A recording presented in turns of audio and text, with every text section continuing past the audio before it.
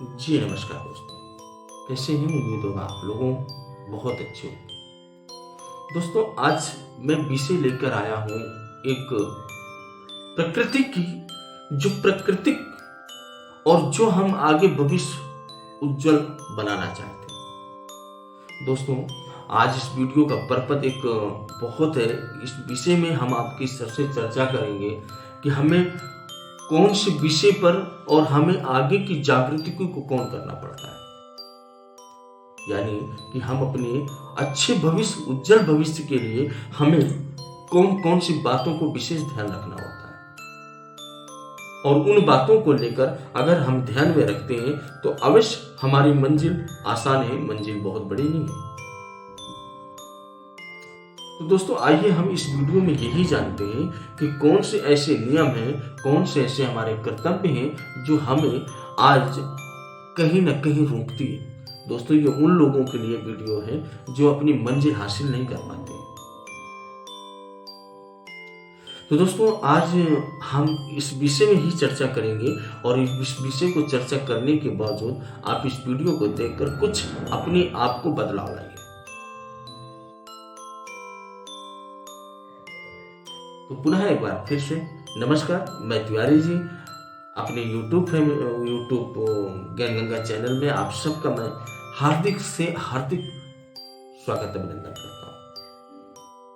जरा दोस्तों एक बात सोचिए, जो हमारे पूर्व जन्म यानी जो हमारे माता पिता, जो पूर्व हमारी बहनाएं थी, उनके नियम को झांको और आज के नियम को देखो।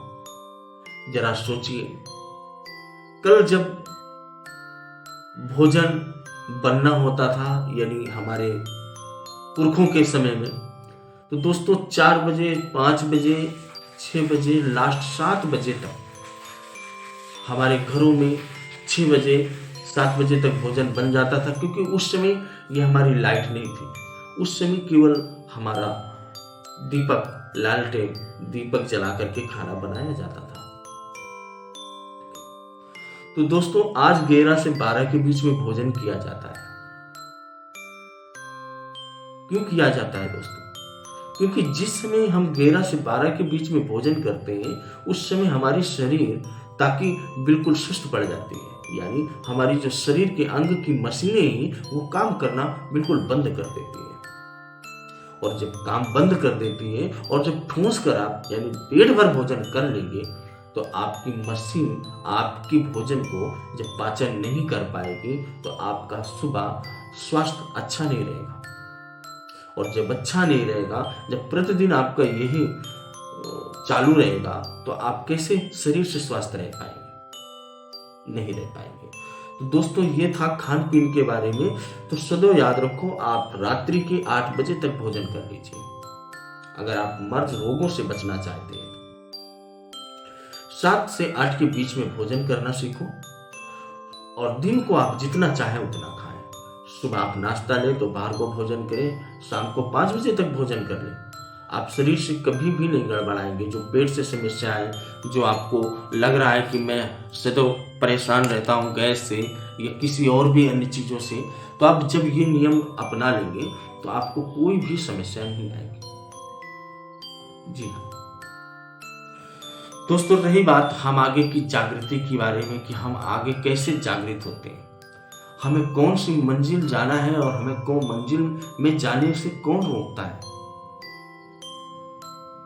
जी हाँ दोस्तों, हमें मंजिल से जाने के लिए हमारे एक अंगू पंगू होते हैं जो शरीर में हमें एक दूसरे को डिपेंड करता है। क्या करते हैं? डिपेंड करता है कि तुम गलत कराइए, तुम गलत कराइए। यानी हमारे शरीर में एक आत्मा, ध्यान दीजिएगा, एक आत्मा बोलती है कि ये काम करो और एक आत्मा बोलती है ये काम मत करो। अब दोस्तों आप बीच में पड़ गए कि चलो आज का काम कल छोड़ दो, कल का काम परसों कर लेते हैं। कदापि ऐसा नहीं करना चाहिए। हमारे आत्मा की मंदिर अगर एक बार आवाज निकाल दिया कि ये करना है तो उसको करना है, भले ही कुछ हो जाए। आप एक मन में ग्रहण कर लो, एक मन में संकल्प ले लो कि मुझे इसको करके ही मानना है, तो जरूर होगा। जी हाँ दोस्तों, अब रही बात दोस्तों सबसे पहले हमें नियम का पालन यही करना है सर्वप्रथम कि आप रात्रि के कितने बजे सोते हैं ये हमसे मतलब नहीं, लेकिन कोशिश करें अपने टाइम से सो जाए। और हर दिन प्रतिदिन ब्रह्म मुहूर्त में आप उठना प्रारंभ कर दीजिए। अगर कुछ लक्ष्य को पाना है, अगर लक्ष्य को बनाना है, अगर अपनी मंजिल को पाना है तो इस नियम को जरूर पालन करें। आप सुबह ब्रह्म मुहूर्त में उठ जाइए और ब्रह्म मुहूर्त में उठ करके सबसे पहले उठिए, अपने माता पिता को याद करते, फिर धरती मैया को याद करते, चरण स्पर्श करें और इसके बाद हाथ को ऐसे करें और अपनी माँ सरस्वती का दर्शन करें। ऐसे करें, यहाँ पे देखना होता है, ये ध्यान दीजिएगा। बड़े आराम से देखें, ऐसे चूम लें, फिर अपने पूरे शरीर में ऐसे हर जगह अंगुली लगाएं। दोस्तों बिस्तर से नीचे उतरिए। उतरने के बाद अगर आप अपने घरों में गऊ का पालन करते हैं यानी गाय पालते हैं तो गाय का जाके आप दर्शन करें, गऊ का पांव स्पर्श करें। और दोस्तों गऊ का जो पांव तो स्पर्श करना है, लेकिन गऊ अगर आपके घर में तो जो रीढ़ की हड्डी होती है, रीढ़ जिसे बोलते हैं, उसे स्मरण करना नहीं भूलना। साक्षात पार्वती शंकर का वास होता है, उसे जरूर चरण स्पर्श करें, गाय को सहलाएं।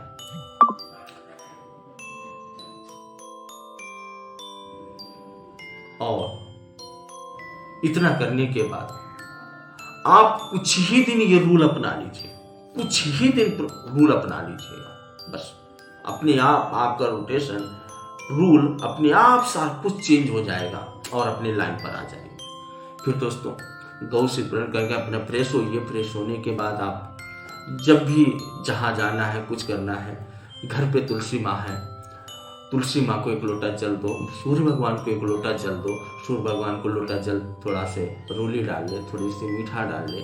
ऐसा करके भगवान सूर्य को स्मरण करके और अपनी पूजा पाठ करके अपना माता पिता का पांव छूकर अपने मंजिल में निकल जाइए।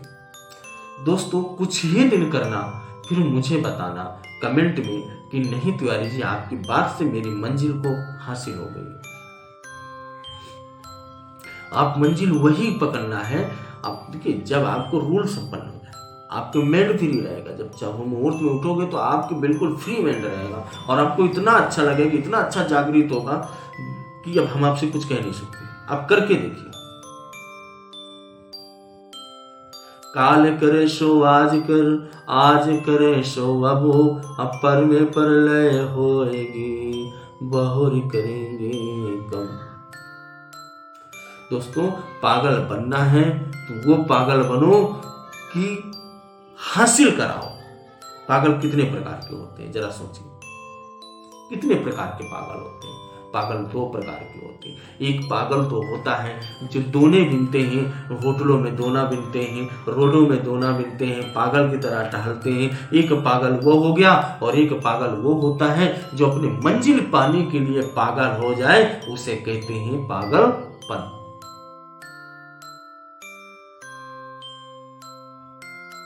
उसे कहते हैं पागलपन।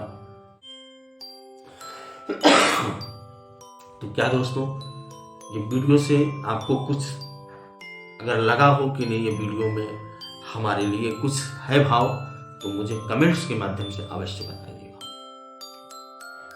ठीक है। जय माता जय करुणा।